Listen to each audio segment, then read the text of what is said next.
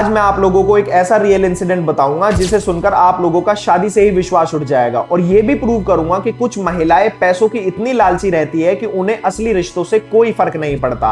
यह मामला है कौशाम्बी यूपी का, जहां पर एक लड़की आर्मी के जवान से शादी करती है और जब उसकी posting out of the station हो जाती है तो उसके पीठ पीछे किसी गैर मर्द के साथ भाग जाती है। और जहां पर गलती सारी उस लड़की की थी, अपनी इज्जत बचाने के लिए उसके माता पिता उस लड़के पर इल्जाम लगा देते हैं कि तुमने हमारी बेटी को मार दिया और फिर उस लड़के पर मर्डर केस चलता है। माता पिता उन्होंने उस आर्मी मैन पे केस किया कि तुमने मेरी बेटी को मार दिया। आर्मी मैन पे मर्डर केस चला। लेकिन कहानी यहाँ खत्म नहीं होती। इसके बाद कहानी में एक ऐसा ट्विस्ट आता है जिसे सुनकर आप लोग मजबूर हो जाओगे हमारे इंडियन कोर्ट्स को गाली देने के लिए।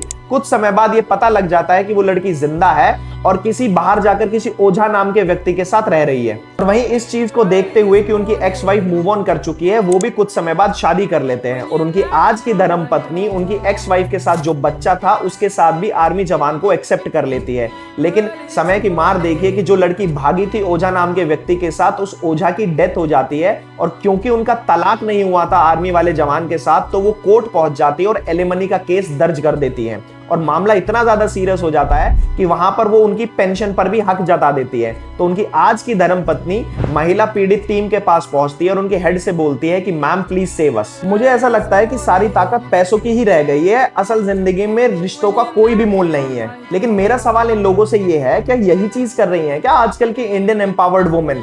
क्योंकि हाल फिलहाल में आज के टाइम में एलिमनी के केसेस कुछ लड़कियों के लिए स्टार्टअप आइडियाज बन चुके हैं पैसे छापने के लिए, और वहीं दूसरी ओर जो असल जिंदगी की रियल पीड़ित महिलाओं के केसेस हैं वो भी सफर कर रहे हैं क्योंकि उन महिलाओं को पैसों से कोई फर्क नहीं पड़ता। लेकिन दुख तो इसी बात है, कुछ महिलाओं के पैसों के लालच के चलते हुए वो आदमी को फाइनेंशियली तो बर्बाद करती हैं, उसके साथ साथ उस आदमी और उस आदमी की फैमिली की जिंदगी को मेंटली भी बर्बाद करती हैं। आपके क्या व्यूज है इस इंसिडेंट को लेकर? Let me know. हर हर महादेव।